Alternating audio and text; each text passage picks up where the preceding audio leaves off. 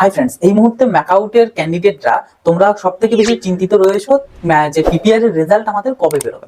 আজকের ভিডিওতে সেটাই আমি তোমাদেরকে জানাবো এবং কবে নাগাদ বেরোতে পারে। এর পাশাপাশি ইভেন্ট সেমিস্টার যেটা আমাদের আগামী 23শে মে থেকে শুরু হওয়ার কথা রয়েছে, সেটা পেছানোর পসিবিলিটি কতটা সেটা সম্বন্ধেও তোমাদের সাথে ডিসকাস করবো এবং তোমাদেরকে জানাবো। তবে তার আগে বলে রাখি, আমাদের হোয়াটসঅ্যাপ চ্যানেলটাতে তোমরা যারা জয়েন হওনি তারা অতি অবশ্যই জয়েন হয়ে যাও। তার কারণ আমাদের হোয়াটসঅ্যাপ চ্যানেলতে ম্যাকআউট রিগার্ডিং একদম প্রত্যেকটা আপডেট টাইম টু টাইম তোমরা পেয়ে যাবে। এর পাশাপাশি তোমরা বিভিন্ন জব ভ্যাকেন্সি, সেটা গভর্নমেন্ট হোক বা প্রাইভেট, সেন্ট্রালের হোক বা স্টেটের, সমস্ত রকম জব ভ্যাকেন্সির ইনফরমেশন গুলোও কিন্তু ওখান থেকে তোমাদের সাথে শেয়ার করা হয় এবং জবের জন্য যে সমস্ত এক্সামিনেশন গুলো হয় সেগুলোরও ইনফরমেশন কিন্তু ওখানে শেয়ার করা। তো কাজে ওই হোয়াটসঅ্যাপ চ্যানেলটা তোমাদের খুব খুব খুব কাজে আসবে, ভবিষ্যতেও কাজে আসবে। তাই ডেফিনেটলি জয়েন হয়ে যাও। চ্যানেলটার লিংক এই ভিডিও ডিসক্রিপশন বক্সে আমি দিয়ে রাখবো, সেখান থেকে গিয়ে জয়েন হয়ে যাবে। আর কারোর যদি কোনো পার্সোনালাইজড গ্রুপে জয়েন হওয়ার প্রয়োজন পড়ে, মানে ম্যাকআউট অ্যাফিলিয়েটেড তুমি যে কোর্সটা করছো, বিটেক এর বা বিসিএ এর বা বিবিএ এর, তো এই সমস্ত গ্রুপগুলোতেও তোমরা চাইলে জয়েন হতে পারো, স্পেশালাইজড গ্রুপগুলো। সেগুলোরও লিংক ভিডিও ডিসক্রিপশন বক্সে এবং ভিডিওর প্রথম পিন কমেন্ট আমি দিয়ে রাখবো। আর ভিডিও ভালো লাগলে ডেফিনেটলি একটা লাইক করে দেবে। চ্যানেলে নতুন হয়ে থাকলে চ্যানেলটাকে সাবস্ক্রাইব করে নোটিফিকেশনটা ক্লিক করে সেটাকে অলতে সেট করে দেবে। আর কোনো ডাউট কোয়ারিজ থেকে থাকলে কমেন্ট বক্সে লিখে জানাবে।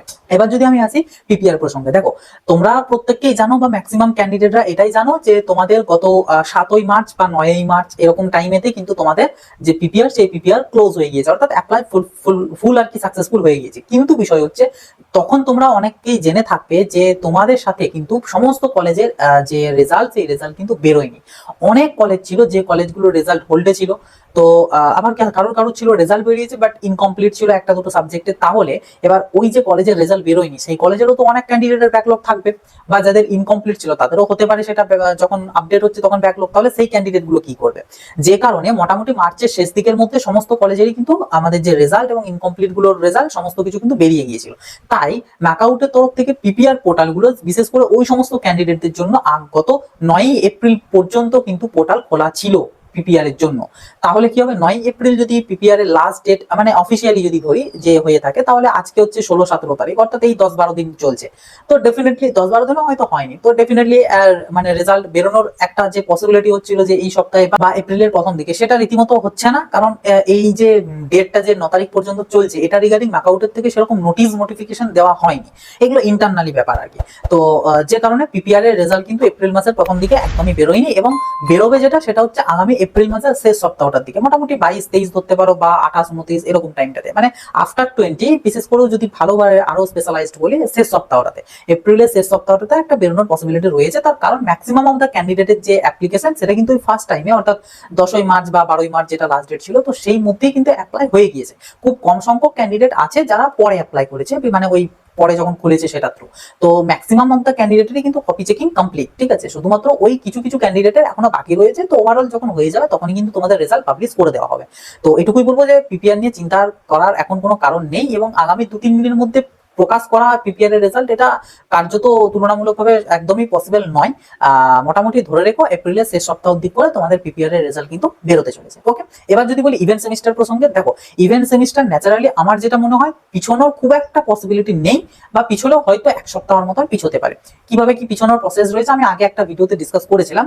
তো বিষয়টা যদি তোমাদেরকে বলি যে পিপিআর এর রেজাল্ট ডিলে করছে, এটা তো ধরো অড সেমিস্টারে, বাট ইভেন্ট সেমিস্টারে যদি আমাদের এক্সামিনেশনটা জুন মাসের মধ্যে কমপ্লিট না করা হয়, তাহলে কিন্তু তোমরা প্রত্যেককে জানো যে আমাদের জুন মাসের পর জুলাইয়ের দিক করে একটা আমাদের ফর্ম ফিল আপ হয়, সেটা হচ্ছে লাস্ট ইয়ারদের জন্য, বিশেষ করে যাদের ব্যাকলগ এসেছে। মানে দেখো এখানে ইভেন্ট সেমিস্টার এক্সামিনেশনটা কন্ট্যাক্ট হবে, ইভেন্ট সেমিস্টার এক্সামিনেশন কন্ট্যাক্ট করার পর তার রেজাল্ট আসবে, এবং রেজাল্ট আসার পরে কিন্তু তোমাদের এক যে সুপার সাপ্লিমেন্টারি বা স্পেশাল সাপ্লিমেন্টারি যেটাই বলো না কেন, যেটা লাস্ট ইয়ারদের জন্য হয়, তো সেই এক্সামটা আগস্ট মাস নাগাদ হয়। তার ফর্ম ফিল আপ মোটামুটি জুলাইয়ের শেষ দিক বা আগস্টের প্রথম দিক করে হয়। তো তাহলে তারা মানে তাদের এই এক্সামিনেশনটা একটু তাড়াতাড়ি হওয়াটা উচিত। তার কারণ হচ্ছে সেই সমস্ত ক্যান্ডিডেটরা বিভিন্ন জায়গাতে জবের জন্য অ্যাপ্লিকেশন বা কলেজের থ্রু প্লেসমেন্টের জন্য অ্যাপ্লাই করে রেখেছে, এবং অলরেডি অনেকে হয়তো সেই যে জবগুলো সেগুলো পেয়ে গিয়েছে।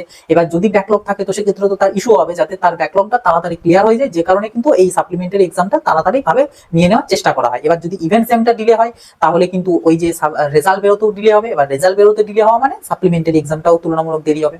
তো যে কারণে কার্যত সেইভাবে কিন্তু পিছনোর সম্ভাবনাটা অতটা নেই, ঠিক আছে। এবার হ্যাঁ, ডেফিনেটলি কিছুদিন হলেও পিছিয়ে গিয়ে যেতে পারে। কারণ অনেক রকম লিক্স রয়েছে। তো তো যাই হোক, পরবর্তীতে জানানো হবে যদি কোনো পেছনে অফিসিয়াল নোটিফিকেশন আছে। তবে আমি একটা কথা তোমাদেরকে বলে রাখবো, আগামী তো মে মাসের 5 তারিখ থেকে সম্ভবত 8 বা 9 এরকম তারিখ মধ্যে তো আমাদের CA4 এর ডেট রয়েছে, এবং CA4 টা ম্যাকাউট নিজে কন্ডাক্ট করে। তো এখানে আমি বলবো, তোমাদের যদি CA4 টা টাইমেই হয়, অর্থাৎ যে একাডেমিক ক্যালেন্ডার অনুযায়ী যে নোটিশটা দিয়েছিল এবং মানে যে ডেটগুলো দিয়েছিল CA4 এর, তো সেই ডেটের মধ্যেই যদি তোমাদের CA4 হয়, তাহলে তোমরা মোটামুটি ধরে রেখো এক্সামও কিন্তু 23 মে থেকেই হতে চলেছে।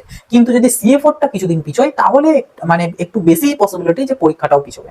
তো এই আর কি একটা বিষয় তোমাদেরকে বললাম। তো যাই হোক, যেটাই হবে আমি ডেফিনেটলি ইউটিউবের থ্রু এবং তার পাশাপাশি সর্বপ্রথম আমাদের হোয়াটসঅ্যাপ চ্যানেলের থ্রু আমি তোমাদের সাথে শেয়ার করে দেবো, তোমাদেরকে জানিয়ে দেবো।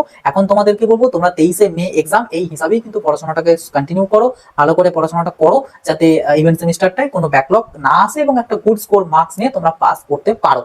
ঠিক আছে? আর পিপিআর নিয়ে বলবো, চিন্তার কিছু কারণে, এই মাসেরই শেষ দিক করে আশা করছি কিন্তু রেজাল্ট তোমাদের দিয়ে দেবে। তো এই ছিল ভিডিও, অনেকে চিন্তিত ছিলে তাই তোমাদেরকে পুরো বিষয়টা বুঝিয়ে বললাম, আশা করি তোমাদেরকে বোঝাতে পেরেছি। তো ভিডিওটা খুব বেশি বেশি করে শেয়ার করে দিও, আমাদের হোয়াটসঅ্যাপ চ্যানেলটাতে অতি অবশ্যই জয়েন করে দিও, লিঙ্ক ভিডিও ডেসক্রিপশন বক্সে দিয়ে রেখেছি। আর ম্যাকাউটের RTI ফাইল বা ইত্যাদি ইত্যাদি বিষয়ে জানতে থাকলে চ্যানেল ভিজিট করতে পারো, বা আমি লিঙ্কটিংও ডেসক্রিপশন বক্সে বা আই বাটনে আমি দিয়ে রাখবো, সেখান থেকে গিয়ে দেখে নিতে পারো।